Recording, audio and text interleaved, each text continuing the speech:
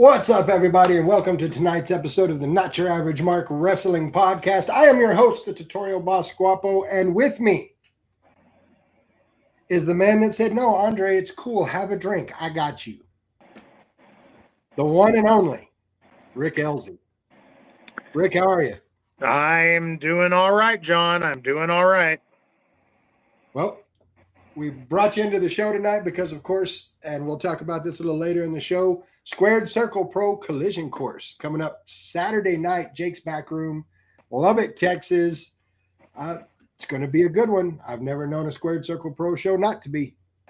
This one's going to be especially good because it is the opening salvo of the conflict that I tried to avoid, but they pulled me into it. So here we are. The Civil War. Yes.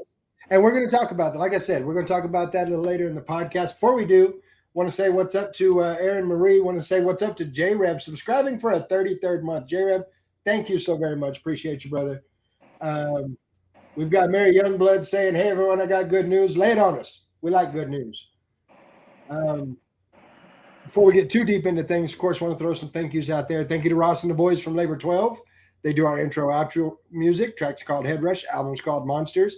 They're working on their second album. They've got, I believe, 2 singles out right now.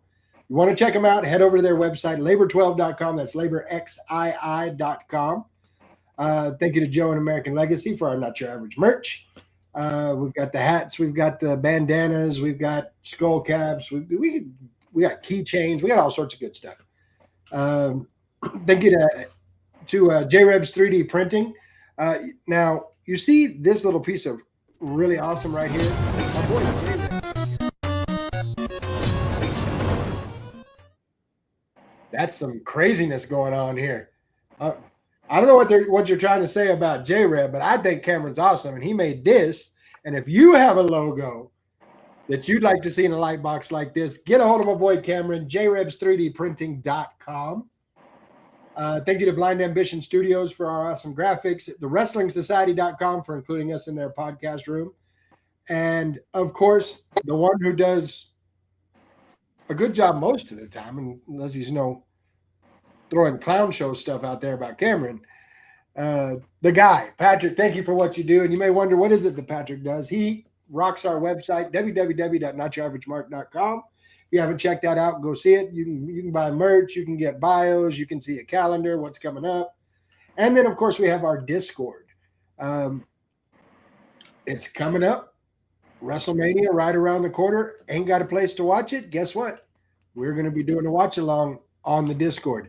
If you haven't been there yet, go to any of our socials. Click on the About. You can get the link for the Discord. We do watch-alongs for Raw, SmackDown, PLE. We've done one for NXT. We did one for the Clown Show, just to say we did one for the Clown Show. But yeah, go check it out. It's always a good time. Looking over at the chat, Mary Youngblood says, "Sean and I are getting married." Congratulations. That's awesome. Congrats to you. I hope the very best for you guys. Now that we got all the craziness out of the way, let's talk a little bit of wrestling, shall we? We'll start off with the main roster moments. We're going to start off with SmackDown. And yes, opening with a car wreck. A throwback to a simpler time. All joking aside, it was a cool visual to see Drew rip the windshield off the car and pull Jacob Fatu through it. The visual on that was cool, in my opinion. I enjoyed it. I thought it was fun. Nice, fresh opening, different.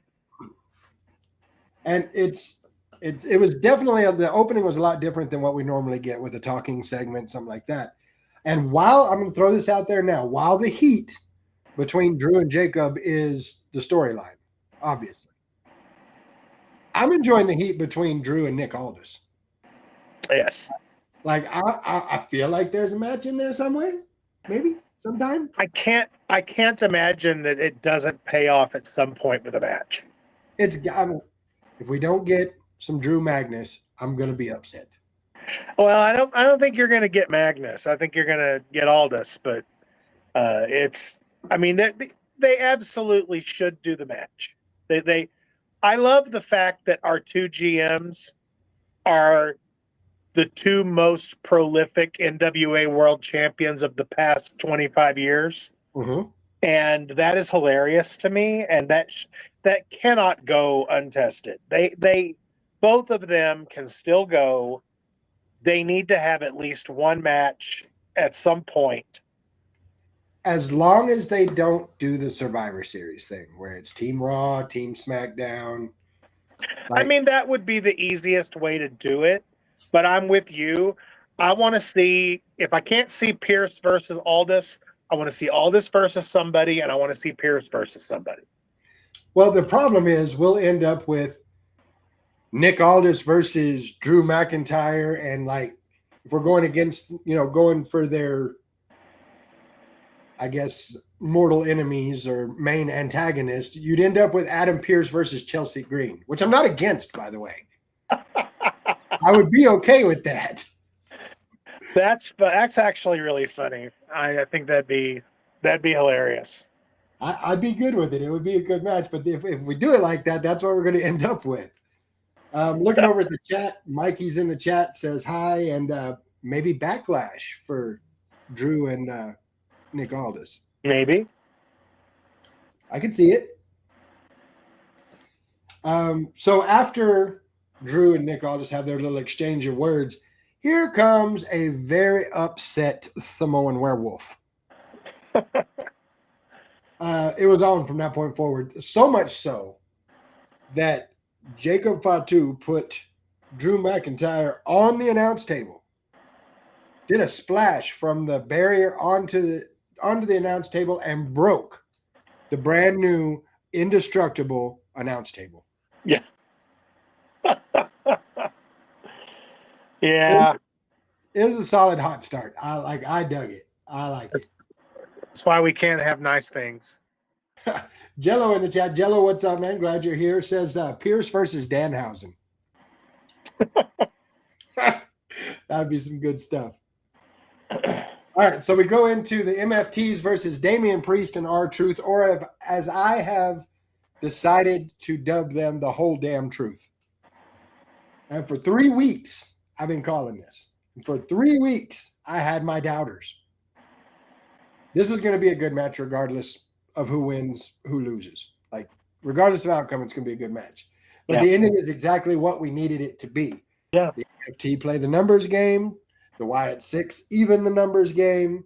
And one AA later for Ron Cena, we have brand new tag team champions.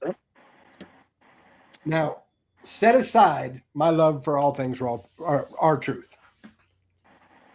This accomplished a lot of things, this match did. Because it moved the story between the MFTs and the Wyatt Six. It gave Damian Priest a needed storyline. Yeah. Like we need to get him in a storyline. And it gave R-Truth what I am so very sad to say, what is probably his final title run. Yeah, probably. So we got all of that out of this match. Now, I just need them to go ahead and pull the trigger, put the new champs up against Mizhausen, and watch the Comedy Gold write itself. Like, they need that to happen. Hey, I whatever. I'm good. Looking over at the chat, Mary says Jacob Fatu was not upset. He was in kill mode. And you ain't wrong. No. Mikey's saying Mr. Hausen needs to have very little time in the ring. That's very true. He's sparingly, very sparingly. As long as he's in a tag team match where his partner is The Miz and it's against the whole damn truth, I'm here for it. I must keep saying it until it sticks. I would have Miz and Kit Wilson team up to go after the tag belts. And I would have Danhausen be at ringside trying to curse Miz and Kit and have them pull R-Truth in front of them and have R-Truth take the curse and lose the tag belts to Miz and Kit. Oh, you heartless bastard. Well, I don't like R-Truth. You know that. I know. No, R-Truth is fine. You don't like his song. That's true. I don't mind the human being. So yeah, the curse needs to be Like they need to pull a Little Mermaid and just take the voice right out. And I actually thought about you on this entrance because this is the first time in I don't know how long he has not rapped his way to the ring. He didn't rap his entrance. I loved it. I thought it was amazing. Speaking of amazing, we get Fraxium versus the Motor City Machine Guns. I always get a little excited knowing these two teams are going to face off. They're two of the most speed-driven, high-flying teams on the roster. Yep. And they don't ever disappoint, and this was no exception. Like their match was good. It was a good match. But the thing, as many highlights as came out of this match, all the high-flying moves and everything, the thing that everybody's talking about is that the Poison Pixie came out and helped Motor City Machine Guns win that match. Now, I pose this question to you. I sense a new Gargano family stable about to form. I see it going. I see it going the other way. I think Candice LeRae is about to become the Motor City Machine Guns Yoko. Well, I mean, we'll see, but I feel like, I guess it all depends on whether or not Sabin knew what happened. But I just feel like, especially with what happened on NXT and with what is coming for Stand and Deliver, if Johnny's about to come out of the funk, he's connected to the Motor City Machine Guns. I could totally see a new way being formed. And honestly, bring it on. They've been needing to do something with Johnny. I mean, honestly, before Ciampa left. Yeah. I'm not one to say that Ciampa was carrying that team, but I'm sure his shoulders are tired. I would just like to say, though, that as wonderful of a wrestler as Johnny Gargano is, and as awesome as his matches usually are, I do think that it's quite hilarious that currently the most over he's been in the last few years has been because of him planking on things out of depression. And it just goes to show, at the end of the day, the moves don't matter, because what gets you over is the character stuff. Is planking. Yeah. Yeah. Speaking of over, Randy Orton, Randall Keith. Yeah. Yeah. He came out, gave a really good promo. He talked about how hearing the crowd sing the song and shaking the hands and telling the kid happy birthday and signing the merch, they put him in a happy place. And he was in a happy place that he was going to have this match right up until Cody beat Drew for the belt. Yeah. And then he wasn't in a happy place. He was in a very bad place because it was supposed to be Drew. Yeah. But Cody took all that weight off of his shoulders when he said, I want the Viper. I want the Legend Killer.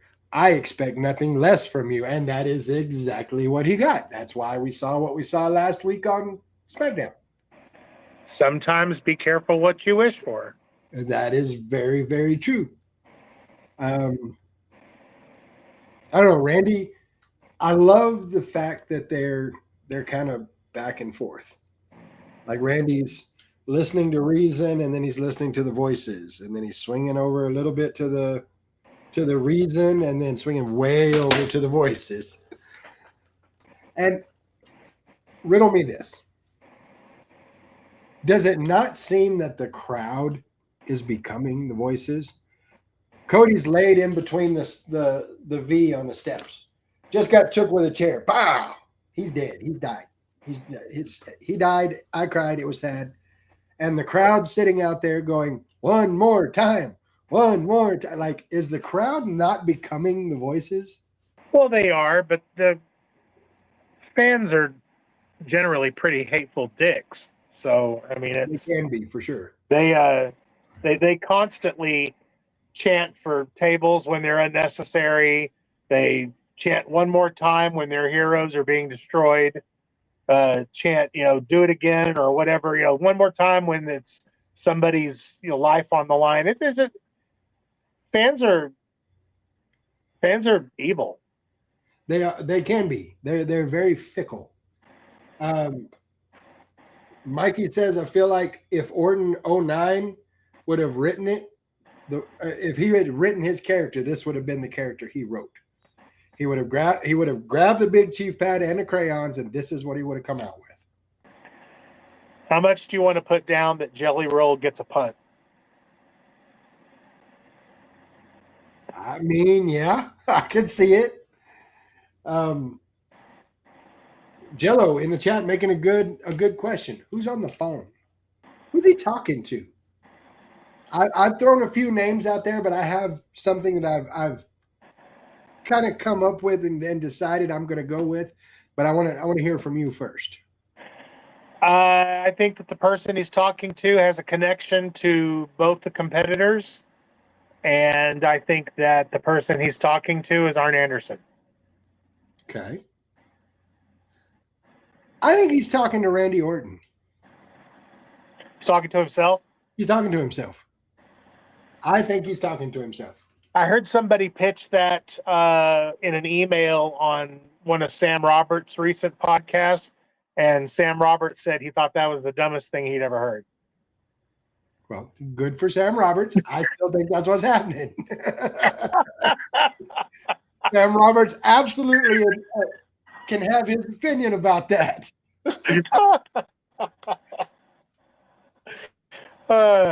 I wouldn't put it past them. They that absolutely could be happening. See, now I'm going to have to go back through Sam Roberts' stuff and see if he's ever agreed with Dave Meltzer. No, he really doesn't. No, Good. He really doesn't. Good on him. Mikey saying in the chat, and it is a thought, I've heard somebody throw this out as well, they did acquit DiBiase. They did, but I just don't feel like, if DiBiase Jr. shows up, the majority of the current audience is not going to know who the hell he is. I mean, you're not wrong. Unless he comes out with his dad's music. That was a long time ago. Unless he either has to come out to his dad's music, or they got to tease some Evolution style music. Well, they're going to have to do, if that is who it is, they're going to have to, for some reason, the week before they reveal it or so, they're going to have to throw a old legacy package or something as part of the Orton Cody build where we see DiBiase and we hear his name so that when he pops up, people can go, oh, that was that guy. Because if he just shows up cold, I'm telling you, it's going to be crickets. And I agree with you on that 100%. Mikey giving us a little info here. Sam Roberts, an employee of WWE. The same WWE, mind you, that said there's no way in hell CM Punk is coming back to WWE at SummerSlam. It's just not going to happen. True. That's true. Just saying. But Sam also, if you're a regular listener of Sam, as I am, that guy, he goes against the grain quite a bit. And he has no problem telling people in WWE if he thinks something is awful. Which is a respectable quality. Like, I dig it. He's wrong on this one, but...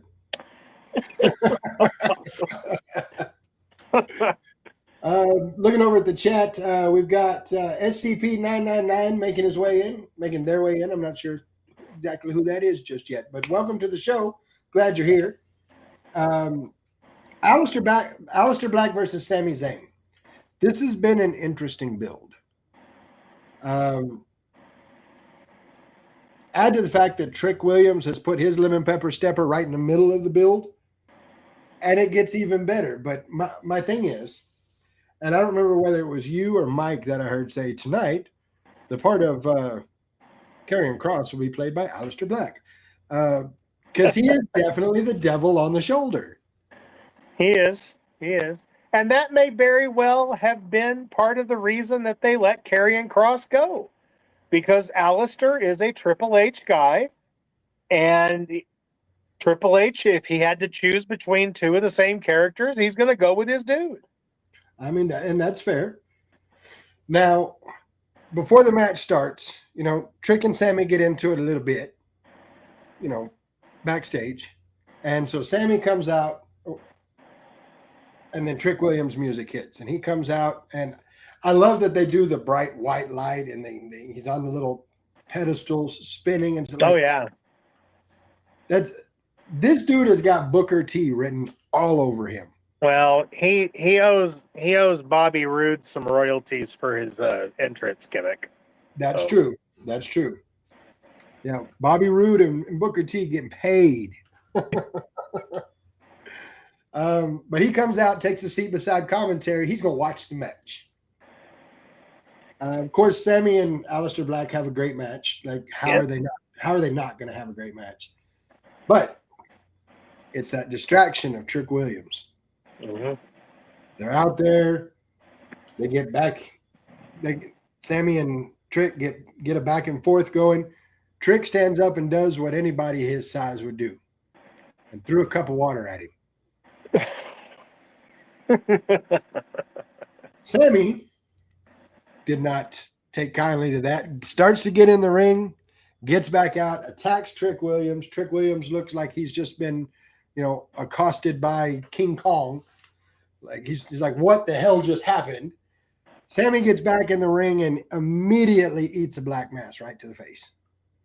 And I think Aleister Black probably said it best right before the pin when he looked at Sami Zayn and goes, Sammy, Sammy, Sammy. Yeah. I think he probably said it best.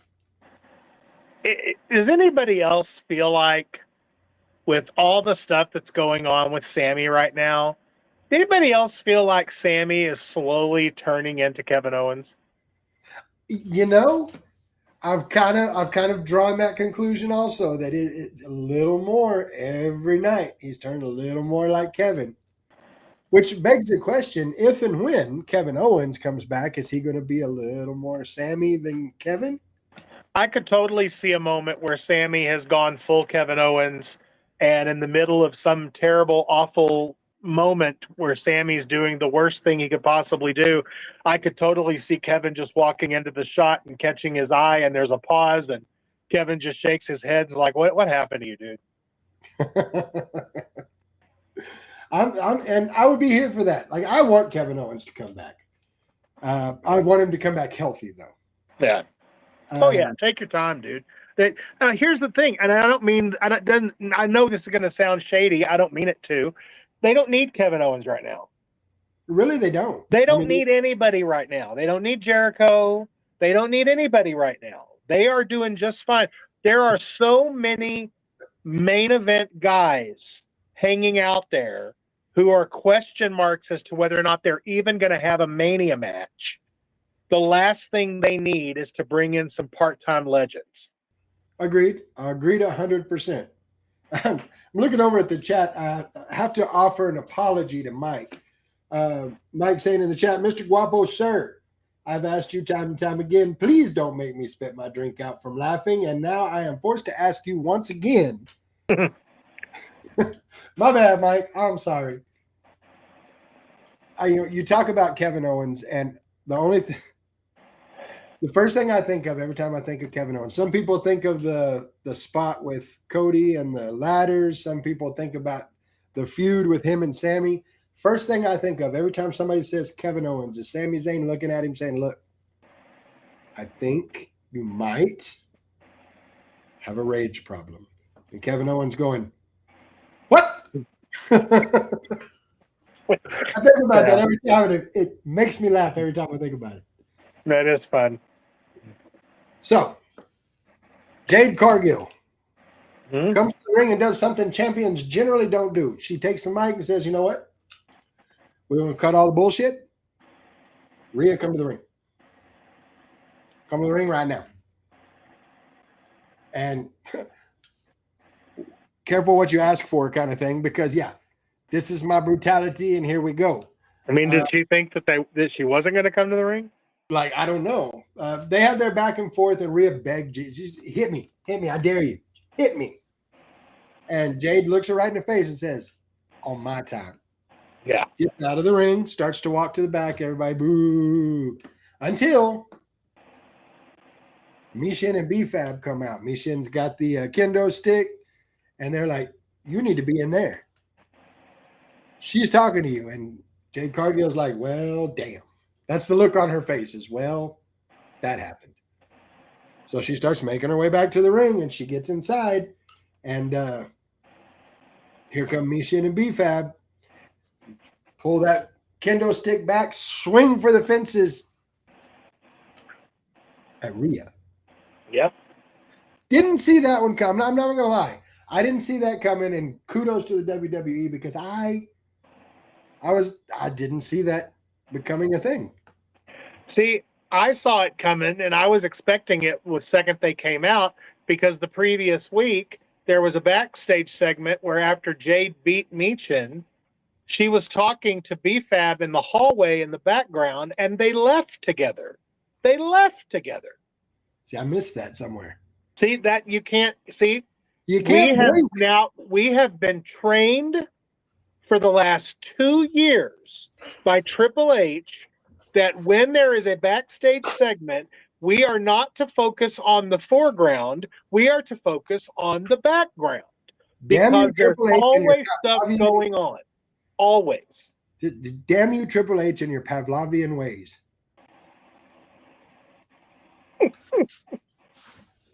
Like, he rings the dinner bell and we all start drooling. I was sitting there watching it, and I was watching it with my mother, and we were watching it, and as soon as they came out, I said, they're totally with Jade Cargill. Yeah. And she was like, no, they're not. And then they were, and she was like, damn it. So this is why I don't watch wrestling with you. So that takes us into Carmelo Hayes versus Ilya Dragunov. It's matches like this that make me hate the IWC. No. So many choruses of this again. This is stale. No, what this was a masterclass in professional wrestling. That's what this was. Yeah. Dare I say, match of the night. I mean, I'm sorry, you low attention span having goofballs. There's these things that are called programs. And you marry somebody together for a period of time, and we have matches that tell long-term stories. I'm sorry that we're not, everybody with the attention span of a gnat, and we just have to have a different match every freaking week. I'm sorry, go get some treatment for your ridiculous ADHD or whatever you've got. Go get it fixed, get on some meds, and enjoy wrestling or turn it off. Because nobody cares what you think. See, Mike, now he sounds like a booker.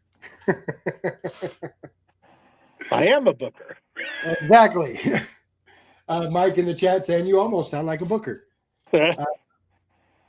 I love, like I said, this match was match of the night. They both left it in the ring. And if they are not against each other in some form or fashion at Mania, it will be a travesty. Oh, I think they're absolutely going to have a match at Mania. Even if it's a multi-man match, that they need to be involved in a match together. I could see that. Now, I will say, Mikey says, what do we want? Patience. When do we want it? Immediately, if not sooner.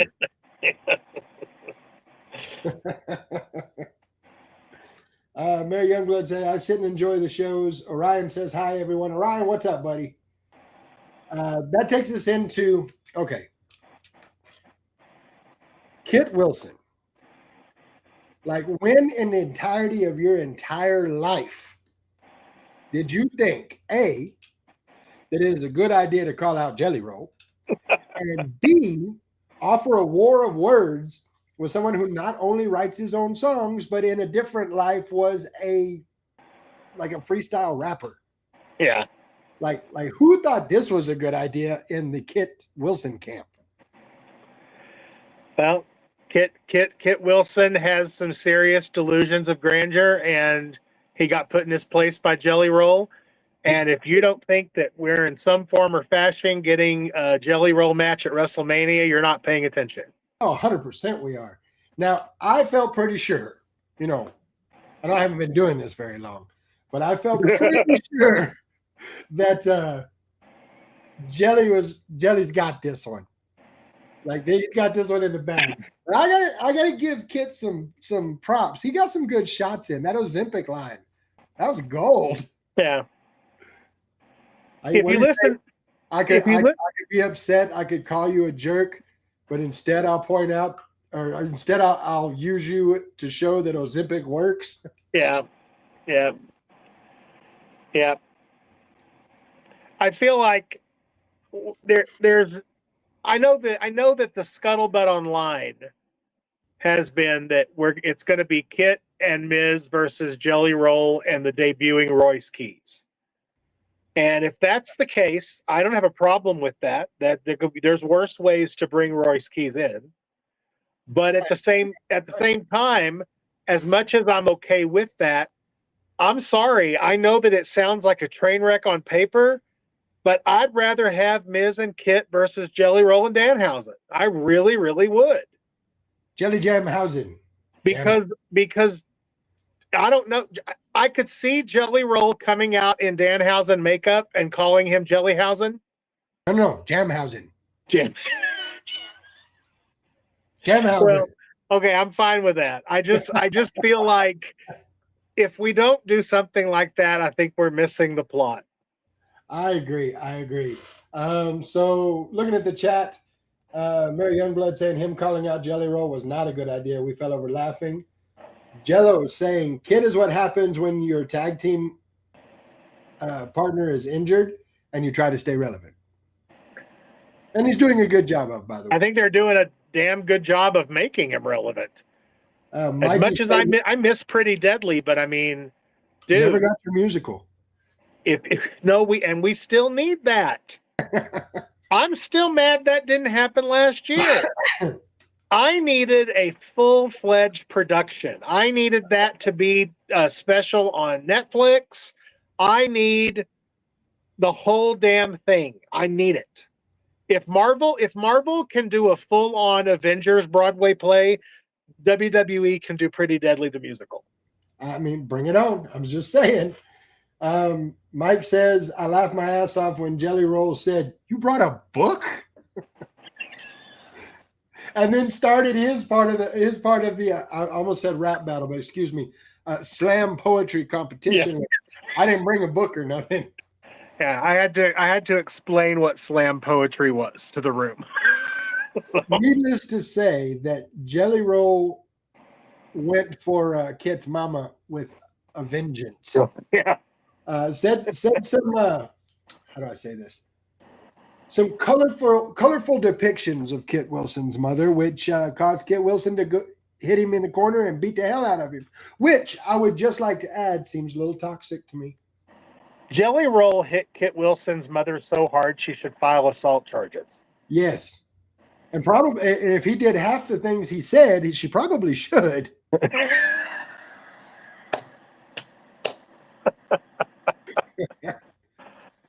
Richie Pro Wrestling in the chat.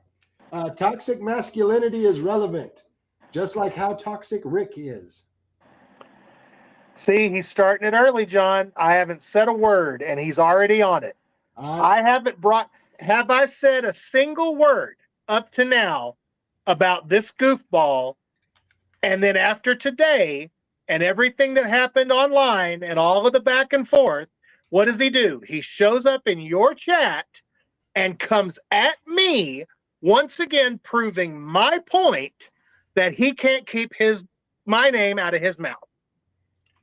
Well, and how I see that turning into some things.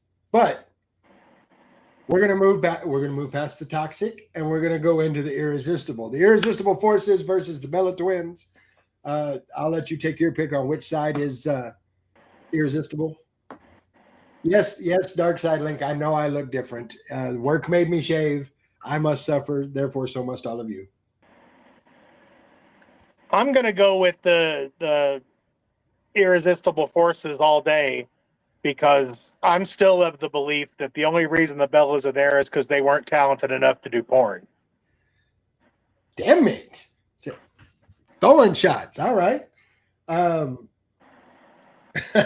Mikey says, and this is for you regarding Richie. We must maintain low tones.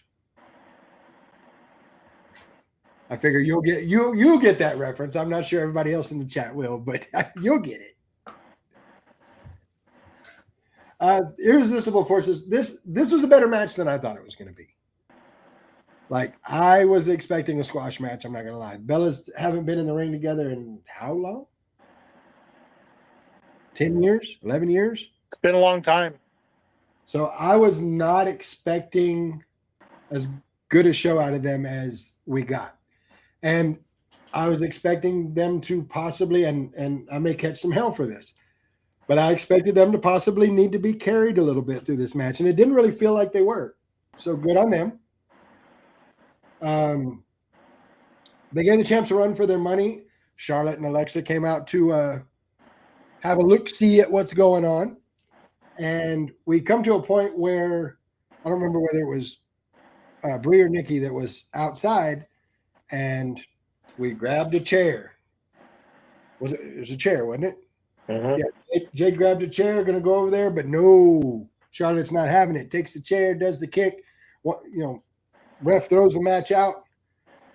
So now we've had the Bellas cost Charlexa the match. We've had Charlexa cost the Bellas the match. So, of course, tomorrow night on SmackDown, we get Charlotte and Alexa versus the Bellas. Of course. WrestleMania implications in that match, I'm sure. I mean, it's going to a 3-way, right? It's got to be. Or a 4-way. Because, you got to throw Bailey and Lyra are still involved. They still want a shot. So that brings us to the end of the show. So earlier in the show, Matt Cardona is like, dude, what are you doing to an already mad Randy Orton? First off, why do you talk to him? Randy Orton's walking by. He's obviously not happy. Why do you even stop him? But just let him go. Just let him walk by. Have a nice day, Mr. Orton. You're done. It's good. No, he has to say something, and I popped. I'm not going to lie. When Randy turns around and hits him, and he talks about his wrestling figures. I love the fact that they brought up the wrestling figures, and I popped when they did it. Like, that was great. So, earlier in the night, after all that happened, Jello's like, Randy, man, I don't know that you. I know this guy. This is the guy I know, and you ain't that guy. Bring that guy back. So we come towards the end of the show. Randy's on the phone again, talking to himself. I'm telling you, he's talking to himself. And he's like, you're right. I need to do that. I'm going to go right now. And he goes to the ring, and he's going to apologize. He calls Matt Cardona out. Says, I want to apologize to you. It was bad. I shouldn't have done it. I want to apologize to you. I heard the voices, and sometimes they get a little loud. And finally, Matt Cardona accepts the apology, only to get RKO'd and get his arm injured with a chair because the voices, once again, have taken over. So Randy just flat demolishes Matt Cardona. And Nick Aldis gets him out of the ring. And for those Marvel fans out there, about half expected Nick Aldis to look at Randy and be like, the sun's getting low, buddy. The sun's getting low. Like, I half expected to get that kind of talk, but on the Tron behind them, we see that once again, Drew and Jacob Fatu are fighting. Oh, yeah. As they have been through the whole show. But now they're up on the side of a building, like on a walkway on the side of a building or a tower of some sort. Pretty high up. There's a fence in the way. Nobody can get to them. And they go back and forth. And what's the last thing we see? Both of them fall off to a ground that we assume is there because we can't tell because there's a conveniently placed fence in the way. I haven't seen an ending like that. Like, that's a good, to me, that's a callback. Yep. Like, that's a callback. And I, for one, am a lover of callbacks. So I thought it was a great ending. Do you think we're getting Hell in a Cell between Drew and Fatu at WrestleMania? God, I hope so. That would be great. Mary Youngblood in the chat saying, if I suddenly go offline, my phone died on me. Janine Wade making it into the chat. Janine, glad you're here. Mikey saying we need to have them in the same clothes come in still fighting for the next 3 weeks. And then they're not in Mania because they're tired. I don't hate that. That's fun. All in all, for SmackDown, good show. I give it an A. I enjoyed it. It was a lot of fun. Yeah, it was an A. It was a solid A. Before we get into Raw, I want to remind everybody, if you haven't done it, go through, click all the things, the likes, the subscribes, the follows, the bells, the whistles, all of it. Go click all the things. It helps us out, lets us know what you like, what you don't. And that's my shameless plug for the night. So we get into Monday Night Raw. Paul Heyman coming out to start Raw is always a good thing. But having him come out with Brock and call Oba Femi an overhyped ruler, chef's kiss. I enjoyed it. That's your slimy Paul Heyman right there. That's a character that I like. That's that guy. Not only did he say that about Oba Femi, but he gave us a rundown of all the people that thought they could take out Brock Lesnar at WrestleMania and all the people that didn't. And did you happen to notice, just a side note, did you happen to notice the pop from the crowd when he said Dean Ambrose? Like the crowd popped pretty big for that, which was surprising to me. It was surprising and at the same time slightly disheartening because there's absolutely zero reason to give 5 craps about that guy. Agreed. But, people like their nostalgia. Yeah, these are the same people who chant what, so whatever. Got a shirt for you. I know. Of course, when all this goes on, out comes the ruler and marches straight to the ring in the way only Oba can do it. And Brock goes for the F5. He gets out of the F5, sends Lesnar over the top rope. And Lesnar hits the floor and looks like, what the hell just happened? Yeah. It was like he is in overdrive putting Oba Femi over right now. Mm-hmm. And I'm here for it. And I hope it continues through to Mania. I really, really do. I feel like this is a passing of the torch. Because I keep hearing rumors that SummerSlam is going to be Brock's final match. Brock's done after SummerSlam.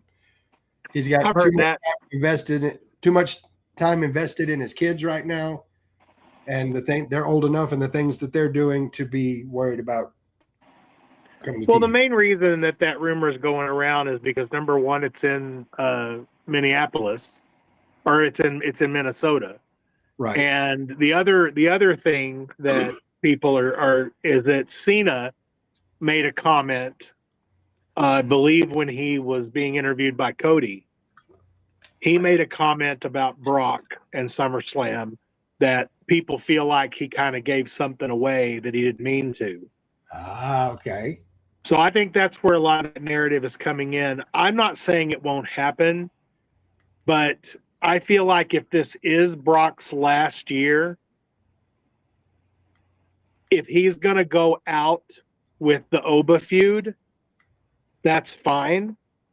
But if that is the case, people need to get ready, and the narrative online needs to, go ahead and just get ready now, because I don't believe if we're going to have a program, Oba is not beating him at WrestleMania. If it's going to be a program, I agree. I can't really see it being a one-off. I don't see why it would be a one-off. I mean, to me, what does that do for Brock in his fight? If he is leaving, if he's going to have this final year till SummerSlam, what good does that do Brock to lose to Oba at Mania? None. Doesn't do anything. But it does kind of set up, and this is what most of what I'm reading is it does set up that passing of the torch from Brock to Oba. Yeah, I get that. One monster to the next. Yeah. I will say with everything that went on right there, that, ladies and gentlemen, is how you start Monday Night Raw. It was a good open. It really was. And we go from that to the Usos versus the Vision. This one's been building for a minute, and now here we are. Standard match as far as matches go. You had the good back and forths, you had the heels going over, you had the faces fighting back, and then it spills to the outside. Of course, Logan Paul's outside the ring. Here come the Knucks. And when out come the Knucks, out comes the Knight, because LA Knight, makes his way, takes out Logan Paul, grabs the Knucks, throws him in the ring in Jay's direction. Jay takes him, puts him on, lays out Austin Theory, just straight drops him. Of course, the ref has no choice but to call the match, and the Vision's got the win over over the Usos. Yep. Jay didn't really care, because when Logan Paul got in, he laid his ass out too. This is a different side of Jay that we're seeing, a very less Yeety side. Yep. And I'm here for it. Like, he's still got his please hit my music kind of thing. But even that's getting less and less and less. And it all goes down to Roman being back. So I'm very interested to see where they go with that. Well, I think it's a no-brainer that Logan Paul and Austin Theory are going to win those tag belts. Oh, 100%. So I'm looking over at the chat. Mikey says his daughter is talking about Brock Lesnar. His daughter's looking at breaking the NCAA shot put record. And as far as what to do, step 1, Oba beats Brock. Step 2, Gunther says Brock has gone soft, and the rest writes itself. I could see that if they're going to go that way, I could see that. If they're going to move him right into the feud with Gunther, then that makes sense. Yeah. And then Jay is gone mentally. He is. He's a different person, and I think that's a great thing. We go from that into a Becky Lynch promo. The man is unhappy. Very unhappy. You see, it seems that her loving daughter, the apple of her Irish eye, was found at the house, skipping around the room, tossing her hair to light it up. Which some of you may know is AJ Lee's theme music. This makes for an unhappy Becky. And she let us know just that she is very unhappy. She had one line, though, that got me. She said that AJ Lee made the Divas era and Becky Lynch murdered the Divas era. It was a good line. It stuck. It hit. I liked it. Of course, AJ Lee comes out and says, I'm the best wrestler in the Divas generation and this generation, maybe even the next generation. I am your favorite wrestler's favorite wrestler, and it would seem your daughter's favorite wrestler also. Which, damn, okay? Yeah. This brings about the announcement that we all knew was coming. There will be a match at WrestleMania, AJ Lee versus Becky Lynch for the Intercontinental Championship. Yeah. I thought it was a good setup for that. Yeah. They could have just made the match, but this was good. I liked it. We're going to go from good to good. Javon Evans versus Grayson Waller. This match is exactly what you thought it would be. Javon Evans being bouncy, doing the wild moves that only he can do. And Grayson Waller being very physical and taking advantage where he can. And it made for a great match. Yep. However, there was an interesting thing that happened during this great match. Grayson Waller looks out at his partner and says, hey, come here, come help. And Kofi says, no, I'm not going to do nothing. Backs off, which seems a little off, because I can remember several times that Kofi called Waller over. Hopefully this doesn't get me in too much trouble, but could this be the end of New Day affirmative action?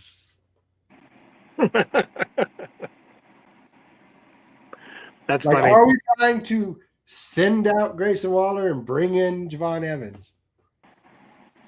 I really hope that that's not what happens, because I don't need Javon to be with them. I don't know. I'm not feeling that. Maybe we get Kofi versus Javon in a longer program or a longer feud. That might be fun, but I'm really not interested in seeing Javon Evans in the New Day. Nor am I. And I don't think that'll ever be the case. But I think Kofi's going to keep trying to pull him in, and I think that's what's going to cause a program between Kofi and Javon where Kofi tells Grayson Waller, hey, I need your help. And Waller's like, oh, no. It ain't happening.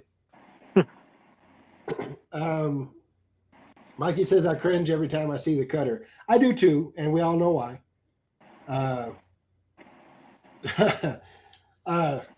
Jello said we came up with a phrase for Javon Evans on the watch along. He bounced him. Yeah. So we get to this point in the night where Paul Heyman's just not having a good day. No.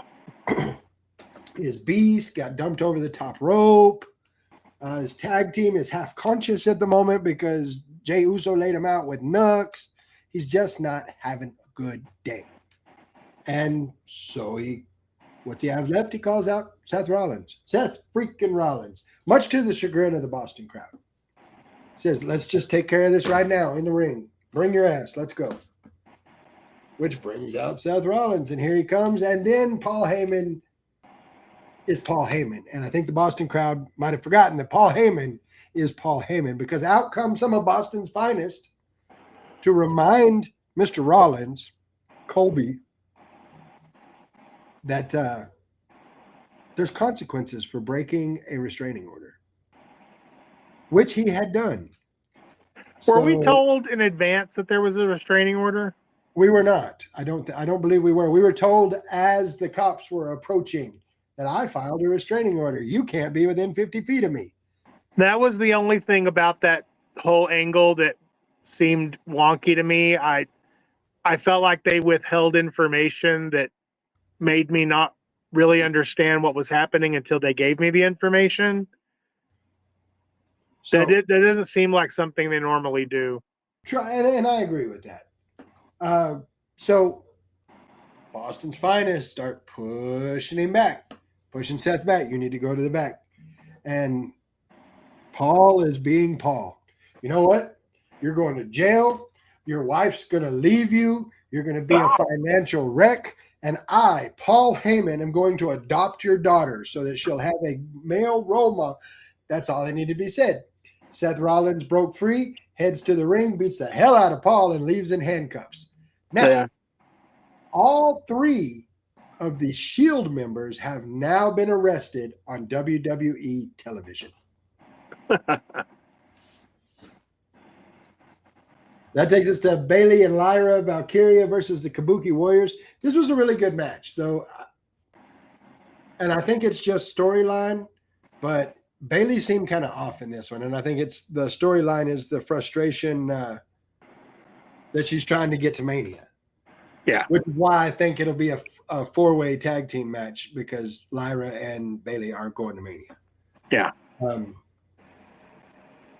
In the end, Lyra gets the pin and gives them the win, but there's so much more going on here. Much like I said in one of the matches from SmackDown, you got movement in the women's tag division. With them winning that match, there's the possibility for WrestleMania. So you get that. You get a further implosion of the Kabuki Warriors, because that's coming. Oh, it's coming. Kairi's going to lose her shit, and Asuka's getting hurt. I think it's going to lead to Io versus Asuka at Mania. It very well may. It very well may. But it did a good job of moving things. Yeah. We get from there to the Intercontinental Championship match. Penta versus Dirty Dom Mysterio. Not going to lie, this one didn't end quite the way I thought it was going to. And I love that. Dom had control during most of the match. He got in several near falls. There's more than twice that I thought that he was going to win the match. Dom goes up for the frog splash. Cue Finn Balor's music. And what happens when you cue Finn Balor's music? You get an angry JD McDonough running up the thing. And angry JD McDonough made angry Guapo because he didn't let Finn do the thing. I was not happy with that. He sends JD back through the curtain, and he walks down just in time to see Penta get the roll up 1, 2, 3, and still. He was very kind, allowed plenty of time for Penta to get out of the ring before he jumped in there and beat the hell out of Dom, and then beat the hell out of JD and stood tall over both of them. Now the question is, at least the question I've been asked, what's your opinion on? Does Finn Balor just have a singles match with Dom Mysterio at WrestleMania, grudge match style? Or is it for the AAA Mega Campeon? I don't think that there's any purpose of having AAA at Mania. I feel like it's more of a grudge, just Finn and Dom. I feel like anything else would be egregious. I don't feel like it needs a belt. I feel like the story's there and it doesn't need a belt. If the story's there, it doesn't need a title involved. Now, I wanted it to have a title involved. Like I said when I started this, it didn't end the way I thought it would. I wanted to see Dom win the match and then Finn take the IC belt off of him at WrestleMania. Yeah. I do have to say, we're doing the watch along. Jello in the watch along with us. He did call this. I was calling it for Dom because that's what I wanted to see happen, and he did call it the way it happened. So good on you, Jello. And then we come to the end of the show. CM Punk comes out after catching a warning from Big Jim to be careful because Jay is on one tonight. Punk comes out, says, yeah, I may be old, but I'm going to fight anyone who steps up, including Jay Uso. I mean, what's he going to do? Eat me to death? This, of course, brought out Jay, who got face-to-face with CM Punk and offered to, and I'm quoting here, run it back on his old ass. Big Jim, once again, saves the day, voice of reason, steps in, is like, Oos, let Roman handle that. We got our own thing. Let Roman do it. And Jay was still a bit temperamental and says, where's Roman? He ain't even here, but I am, and gets ready to get in Punk's face again and cue the OTC. Here he comes. Roman Reigns makes his way to the ring, looks right at Big Jim and says, I'm going to say this respect. Get your brother and get out of my ring. To which CM Punk says, y'all should probably stay because he's going to need the help. Because CM Punk is CM Punk. This is where things get interesting. So Jimmy's got Jay out of the ring. He starts pushing him to the back. Jay breaks loose again and tells Roman, or Joe, as he said it, get him. Smash. You know what to do. Smash him. Go get him. And normally this is the point where Roman's like, I got this. Go away.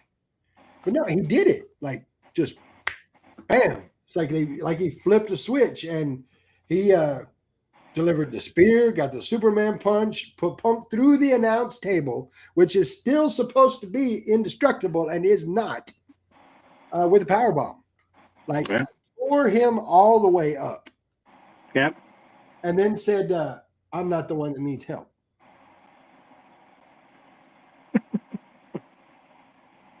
I was impressed with Raw. Like, that was solid.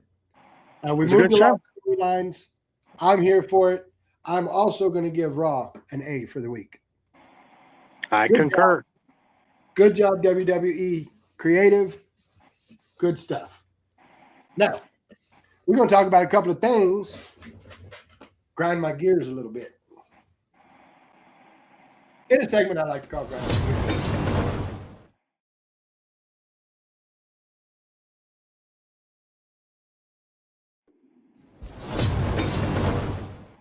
All right, so this one's going to sound a little wild, so strap in, all right?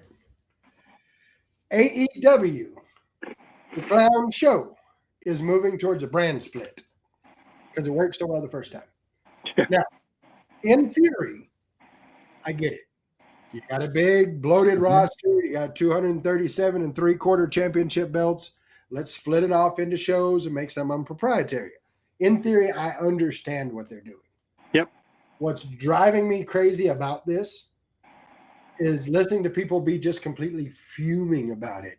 after how many years of, well, they're only bringing people in here to have them on the show for a few days and then put them in the mid card and then don't book them, and they're burying people and they need to do something to get everybody on TV. And now, so they're doing a brand split. And now we're trying to be like WWE. The brand split is stupid. People, be better. Just the internet wrestling community consistently moves the goalpost for everything that they get upset about. They say they want something, and the second they get it, they move the goalpost because it either wasn't the right time, it was the wrong person, it wasn't exactly the way that we fantasy booked it in our head. You name it, they do it. So yeah, I have no, I'm not surprised at all that that's the reaction, and you're absolutely valid to be upset about it. It's so dumb. They're trying to do, it's not going to work, but they're trying to do what you want them to do, and it's, well, you know that the term smart mark is a oxymoron. yes, it is. There is no such thing as a smart mark. There's not. That's true. Because if you're smart, you're not a mark. And if you think you're smart, you are a mark because you're actually stupid. Mike looking over here saying they still have like 4,320 wrestlers on contract in AEW. There's a lot of them. There's a lot of them.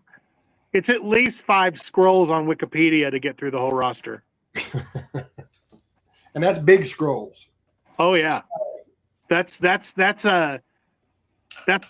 Price is Right wheel turns.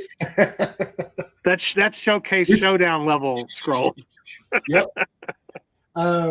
Jello saying grinding my gears, ending shows with promos and contract signings instead of matches.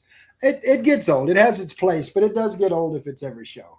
But this is WrestleMania season, so you got to have the contract signings. But my next thing, MJF, Maxwell Jacob Friedman, if you're nasty.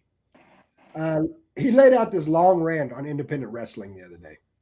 Now, I know the thought normally would be this is the point where I say something about MJF and how dumb he is, but here's the thing. Honestly, there was a lot of truth to what he was saying. He's not wrong. He said that there's a lot of the younger guys today that they suck. They go to training twice a week. They don't show up to a show unless they're booked.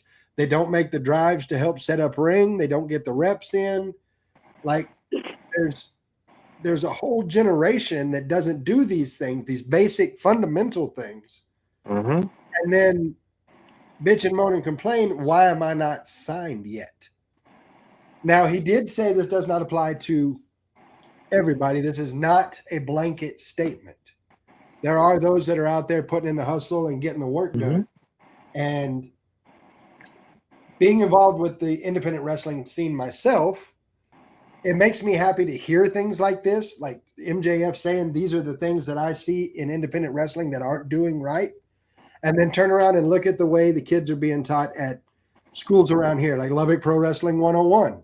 They tell them always have your gear, promote your show, show up and help with the ring setup, show up and help with the ring teardown, always shake the hand of your promoter and your booker, the fundamental things that you need to learn. And that's what MJF was talking about. You need to know what it means to be a wrestler before you worry about being a wrestler.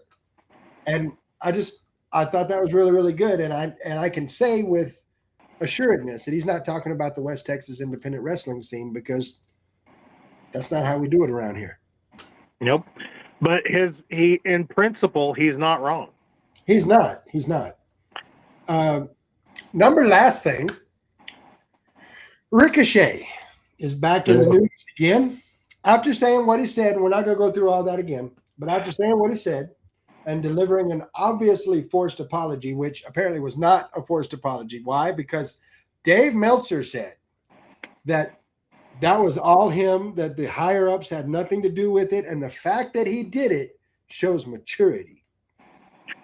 $14.99. Forced. $14.99. But after all of that went down, he's in the news to let people know that coming after him online is cyberbullying, and that is wrong. I'm sorry, what? Hey, Huh? dude, you don't want none, don't ask for none. Don't start nothing, won't be nothing. I'm just saying. I mean, you brought all that on yourself, Trevor. Yes, I used his government name. Yeah, I heard that. Called him by his government name. So I'm looking at the chat. Richie Pro Wrestling. I think it's Paul being sleazy by not saying there was a restraining order. I don't think that's how the law works, though. I mean, if you break a restraining order, if it says don't come within 50 feet and you go within 50 feet, then you could be arrested for it, I think. I never had a restraining order placed on me, so I wouldn't know. Don't be getting no idea. I see the gears turning. No.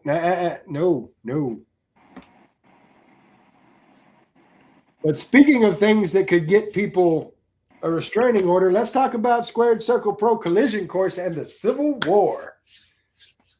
A war, and correct me if I say it wrong. I'm going to make sure I get this right. A war started by T.J. Mundell and answered by Rick Elsie and the Elsie administration. You're 1 for 1. I try. I've looked up and down the card on this. It's a good card. Where would you like to begin? Well, the first thing I'm showing is Nico North versus Mateo El Feo, and a special stipulation for this match. The winner of this particular match going to get something a little extra special that we'll talk about in just a minute.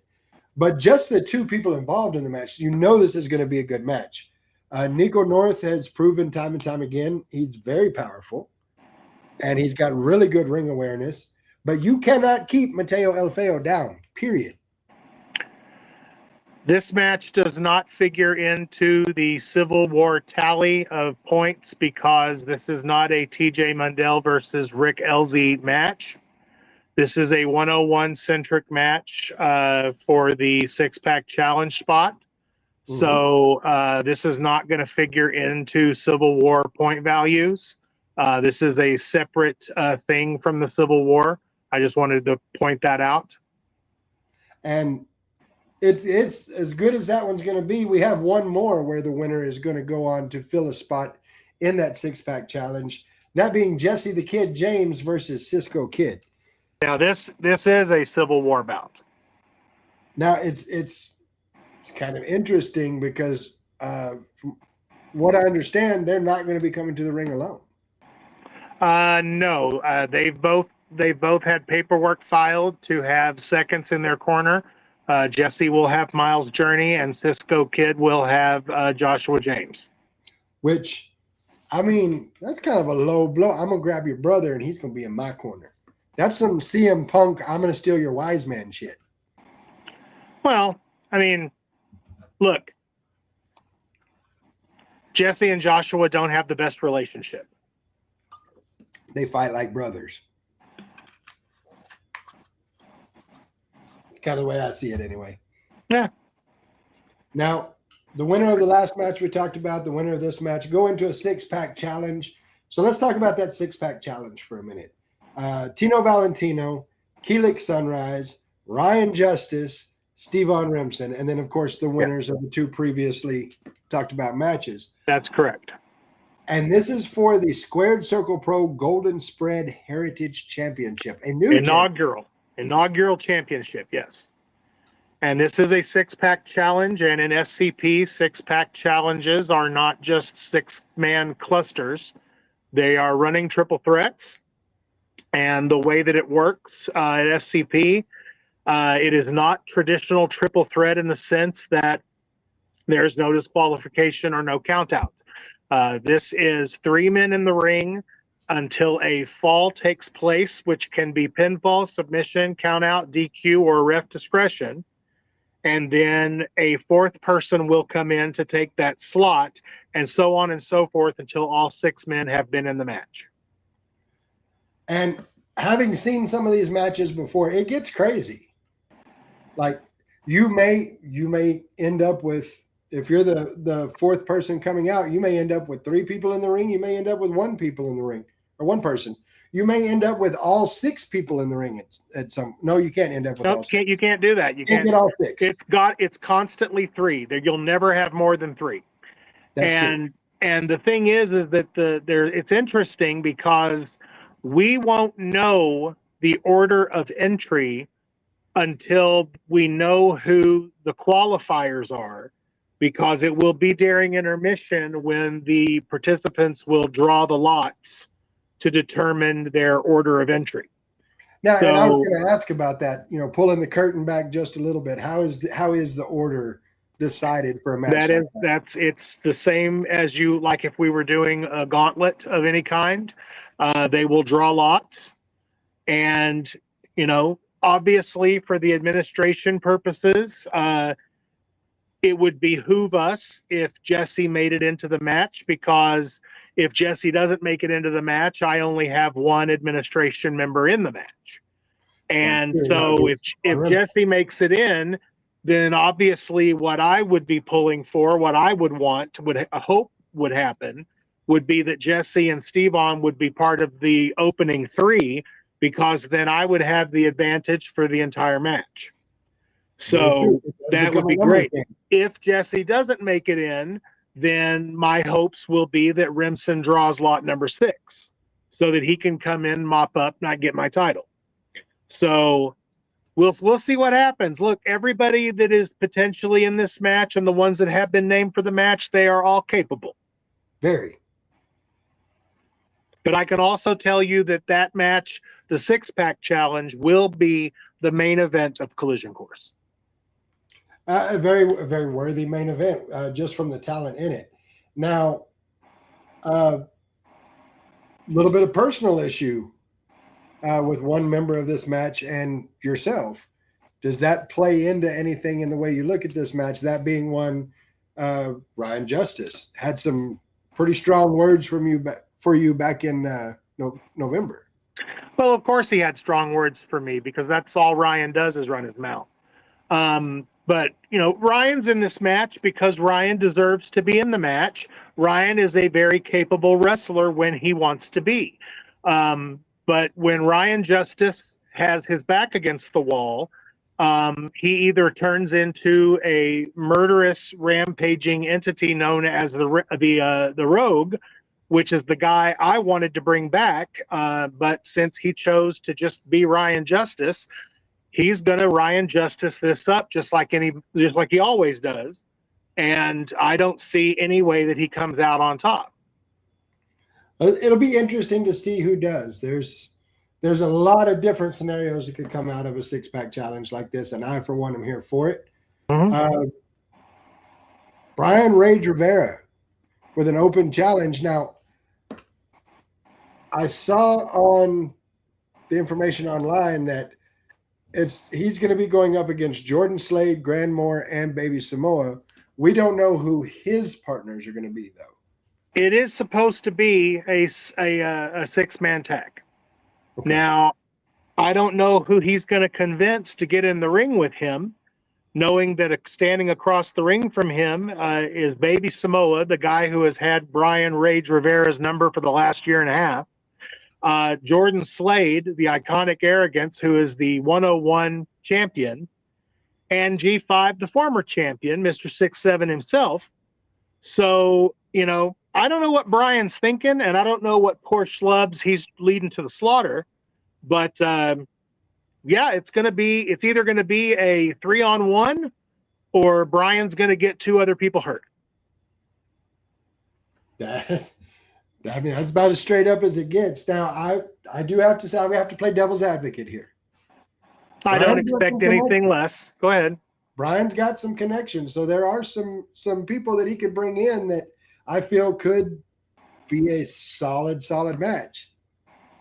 I mean, look, he does have connections, and I don't know who's going to walk through that curtain, but I have absolute full confidence that the 3 guys standing across the ring from Brian Rivera and whatever poor souls he is leading to slaughter, I fully believe that the administration members are going to carry this.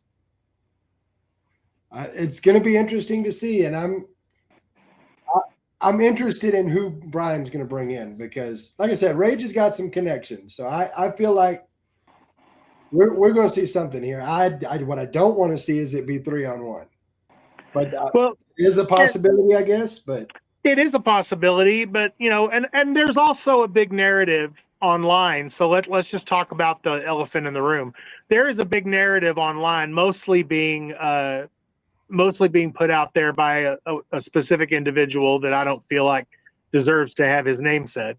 But the narrative is that there is issues between Jordan Slade and G5. So I would like to address that because I addressed it on the Texan Tag Team podcast on Tuesday, and I will address it here in the same manner. If people think that there's problems between G5 and Jordan Slade, that's fine. Think what you want.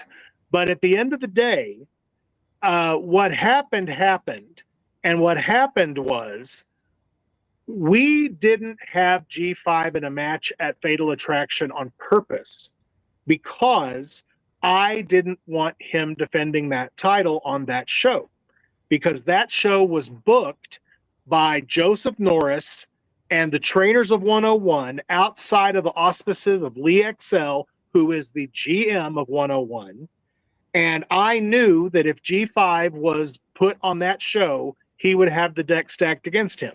So I purposefully told him we're not having a match. And then he's the one who went out, did the open challenge, had the match with Olsen, and he beat Olsen, but he opened himself up for Mateo El Feo to cash in his #1 contendership. And he did. And unfortunately, Mateo won. But fortunately, I'm smarter than the rest of the group. So I had Jordan Slade all hanging off in the background, who, if you remember correctly, won the Christmas Gauntlet. And he had another cash in that we cashed in, and we got the title back. So, look, things happened. Impetuousness sometimes leads you down the wrong road. But I have full faith that these guys are going to come together for the common goal, and they're going to take this match, and Brian Rivera is going to regret asking for that challenge. We'll see how that one turns out. But since we're addressing things, there is something that's been brought to me by several that I will bring to you now so that it can be addressed properly. There's supposed to be another match on this card that we haven't got to yet, and we're going to end up not getting to. There was to be a cage match. Mm-hmm. Los Carnales versus La Migra.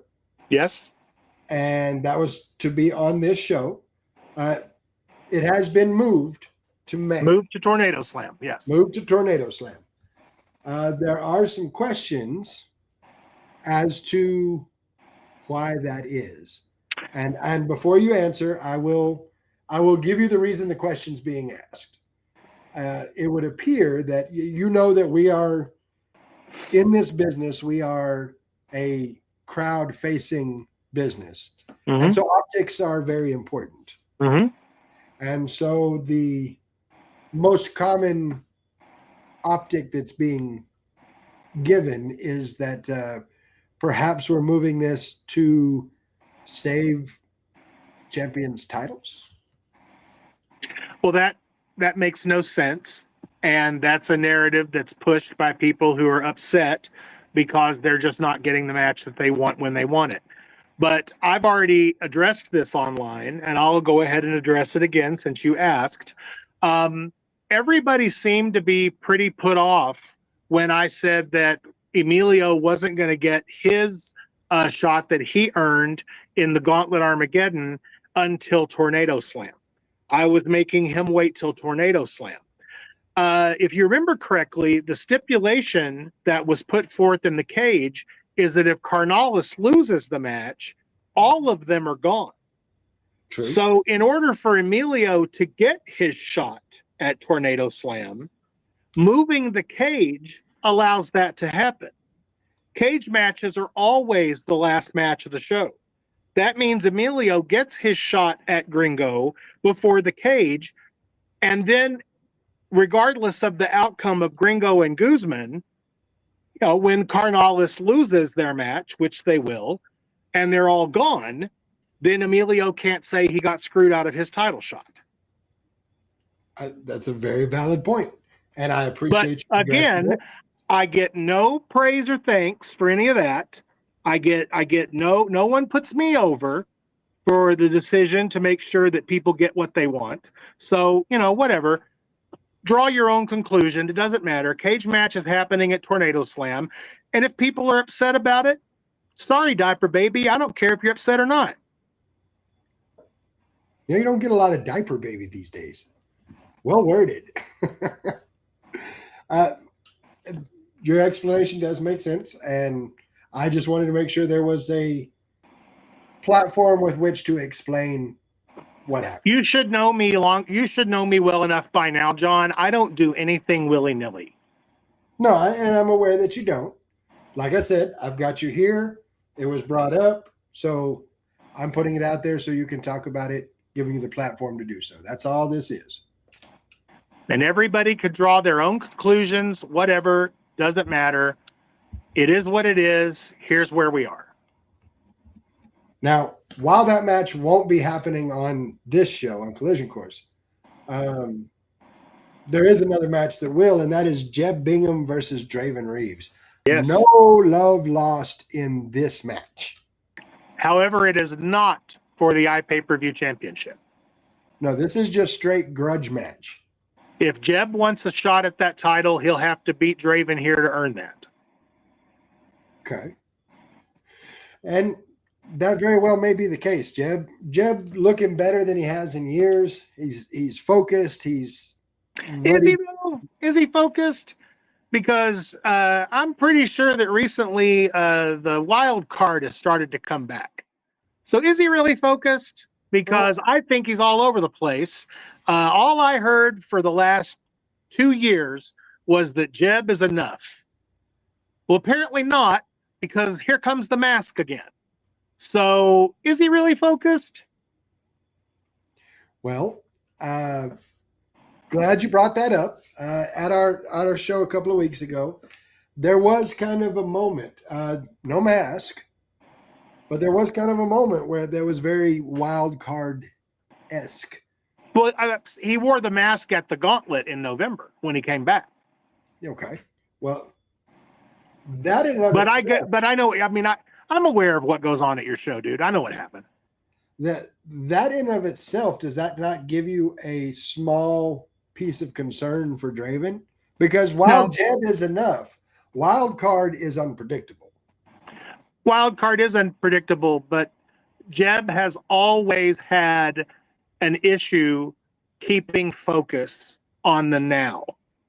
And for as many matches as Jeb has won, Jeb has also lost every time as well. So I think it is what it is, man. Jeb he's got a tick for Draven, and Draven, it doesn't have that same tick for Jeb. So, Draven's focused. Jeb's not. Jeb's upset. Jeb's mad. Jeb wants to hurt somebody. That doesn't sound like a focused Jeb to me. Well, then, of course, we have the X Factor, that being Paula Fate.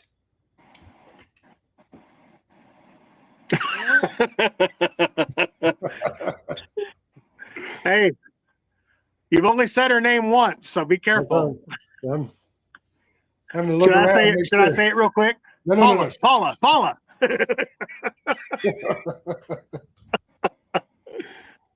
But she, as much as I make jokes, she is an X factor when it comes to preparing whoever she's in this case it's Draven, but whoever she's in the corner of, she is an X factor in as far as preparation and game plan. She is. And she also has the manager's license to be down at ringside. So I think I guess if Jeb wants somebody to watch his back, he should find a manager. That's very fair. Now, there is one other thing going on at this show. Well, before we get into that, would you like a couple of scoops? I always love scoops. There is going to be a 101 centric match on the pre-show. Sweet. I am, and this was me. I'm the one who's making this happen. Rick, the one that everybody thinks doesn't like 101 and wants to destroy everything and hates West Texas wrestling and doesn't want anyone to succeed outside of the LZ administration. Blah, blah, blah. I'm the one who made this happen. And that is Deshaun Banks versus Tyler Spears, one-on-one on the pre-show in a 101 contention match. So the winner of that match becomes a contender for the 101 belt. It's a rankings. It's to move up in the rankings. Okay. And both of those very, very capable wrestlers and both Once of them, again, not a Civil War centric match. Okay. But it will be on the show. 101 match. I got you. Would you like the other scoop? Absolutely. Well, everybody was bitching and whining and crying, including Emilio, that he's not getting a match against Gringo. Well, he's not getting a match against Gringo, but he is getting a match. Oh, he will be wrestling on the card. We have not announced it publicly. I'm announcing it now for you. He will be wrestling on the card. I'm not at liberty to tell you who he's wrestling, but he is wrestling on the card. He will have an opponent or two, but he is wrestling on the card. Or two? I'm just saying, you never know who could walk through that curtain. Well, and anytime we get to have Emilio on the show, you know it's going to be a good match. Love him or hate him, he's good at what he does. So it's going to be a good match regardless of who comes through that curtain. I'm glad to hear that. Thank you for breaking that on the podcast. That gets me even more excited for Saturday. Now, please continue with the other moment that you were about to talk about. We will be having the coronation of Squared Circle Pro champion El Gringo Loco. We have a brand new shiny title belt, an undisputed SCP championship belt that will be bestowed upon El Gringo Loco as we coronate him, not only the undisputed SCP champion, but as we coronate him King Gringo, and we move forward with hey, every administration needs its figurehead monarch, and we've got one. King Gringo. Oh, and by the way, when you announce King Gringo, there will be a full regal title that you will be announcing him as. Oh God. Well, you're gonna have to send it to me because it's gonna take some practice. I assure you. You're gonna be there when we say it for the first time. You're gonna be there when we place the crown and the robe and the title belt on El Gringo Loco, and you will actually be the one who gets to say the name for the first time on the microphone in public. Truly an honor. Oh, it will be. It will be a big honor. So it's undisputed Squared Circle Pro champion, King Ding-a-ling. Nope, King Gringo. That's first of his name, Lord of West Texas Wrestling and Protector of the Realm. I got to say all that? Yes. Shit. You're the ring announcer, right? Yeah, I am a ring announcer. That is, and correct. That's the job that you agreed to do, right? Yes, it is. And you did agree to do those jobs and to say what you need to say, as long as everything was kept copacetic and everybody mind their manners. You were able to come back and do this as part of the concessions that were made in the declaration of war and the following summit and the actual rules of engagement. I will say what needs to be said. That is my job, and I take my job very seriously. As I know you do. So yeah, that will happen. That's going to be a Let's thing. practice it one time. Oh, come on. Undisputed SCP champion, King Gringo, first of his name, Lord of West Texas Wrestling, and protector of the realm. Undisputed Squared Circle Pro champion, King Gringo, first of his name. You have to give it to me again. Lord of West Texas Wrestling. Jesus Christ. And protector of the realm. Lord of West Texas Wrestling and protector of the realm. Wow. It rolls off the tongue, doesn't it? It does something. Absolutely. All right, we've gone well past our 9:30 mark, but you know what? That's okay because I enjoy hanging out with all these people. Rick, as our guest, as always, we've come to the end of the show. So for the people watching, the people listening, the wrestling world in general, the floor is yours for final thoughts. SCP Collision Course is this Saturday live from Jake's back room in Lubbock, Texas. You do have to be at the show to see it. It is not streaming live. We are recording it for release at a later date, but it is not streaming live as we have in the past. You must be there to see it as it happens. This is the Collision Course event, first event for us of 2026. It is the beginning of the Civil War.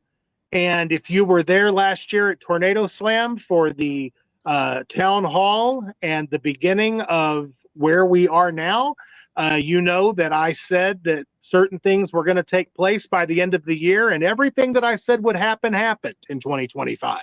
And we ended the year exactly the way that I said we were going to end the year. And I see no difference in the way that 2026 is going to go.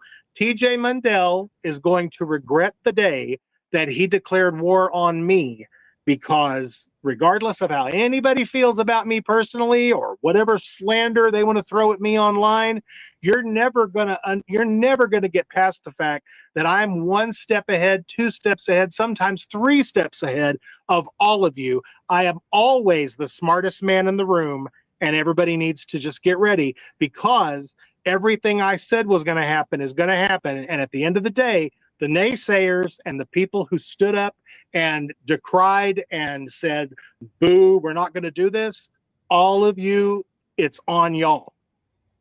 What's going to happen is on all of you. It is absolutely going to be a wild show. So for my final thoughts, of course, everybody in the chat, everybody that's taking the time to watch this, to listen to it, thank you once again for giving me a platform. I've said it before. This is my weekly therapy. This is my chance to talk wrestling with people that love the business like I do. So to everybody that's paying attention to this, thank you so much. Love you all. Rick, thank you for coming on the show, for talking Squared Circle Pro, talking the Week in Review with me. If you're in the Lubbock area, $10 at the door, Jake's Backroom this Saturday night, SCP Collision Course. You're not going to want to miss it. So make sure you're here for it. Until then, I will be here tomorrow night for SmackDown Watch Along. I hope that you're here with me. It's going to be good times. Until tomorrow night, I am Guapo, first of my name, protector of the podcast. Very good. And Lord of something, I'm sure. He is the one and only Rick LZ. We are not your average marks. We'll see y'all next time. Yeah.